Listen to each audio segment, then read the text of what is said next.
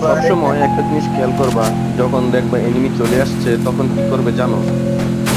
হঠাৎ করে রাজ দিবে না, কারণ রাজ দিবে তো তুমি মায়ের বগে চলে যাবে, তখন একটু পিছে যাবে, পিছে গিয়ে সিঙ্গেল সিঙ্গেল চলে আসবে, তখন আস্তে আস্তে মারবে।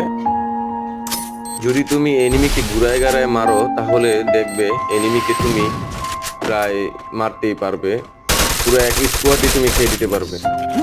আর যদি হঠাৎ করে রাশ দিয়ে দাও স্কোয়াডের সামনে তাহলে তুমি শেষ। এভাবে আমার মতো যদি ঘুরে গেড়ে এনিমিকে মারো তাহলে তুমি 100% একটা স্কোর খেয়ে দিতে পারবে।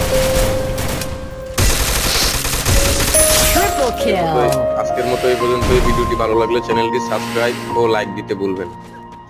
ধন্যবাদ।